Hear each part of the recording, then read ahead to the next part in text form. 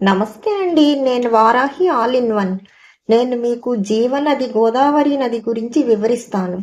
దీనినే దక్షిణ గంగా అని కూడా అంటారు.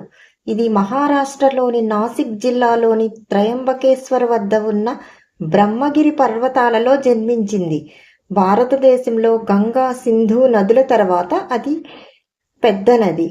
గోదావరి పుట్టిన ప్రదేశము నుండి 80 కిలోమీటర్ల దూరంలో అరేబియా మహాసముద్రము ఉంటుంది.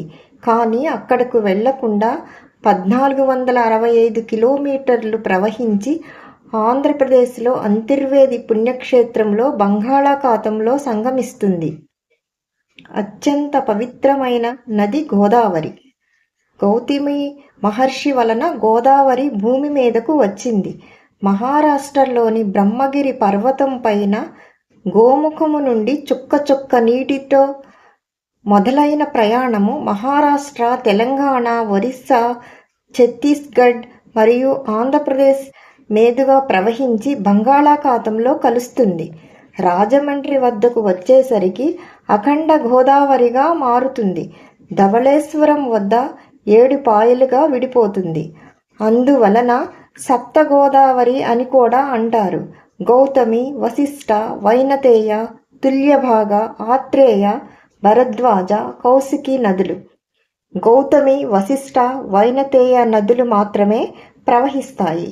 తుల్యభాగ, ఆత్రేయ, భరద్వాజ, కౌశికి నదులు అంతర్వాహినులు.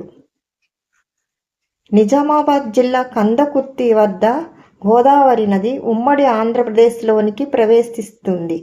ఈ ప్రాంతంలోనే మంజీరా, హరిద్రా నదులు గోదావరిలో కలుస్తాయి. ఆ ప్రదేశాన్ని త్రివేణి సంగమము అంటారు.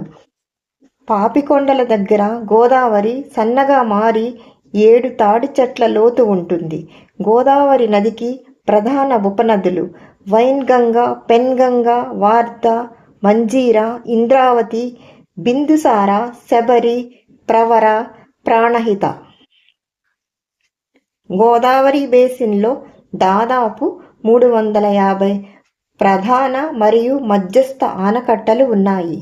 ఆంధ్రప్రదేశ్లో పోలవరం ఆనకట్ట మరియు ధవళేశ్వరం ఆనకట్ట.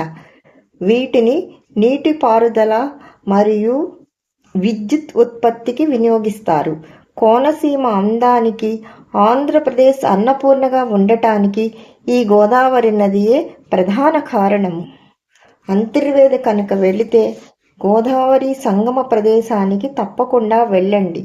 చాలా రమణీయంగా ఉంటుంది. ఓం నమః శివాయ.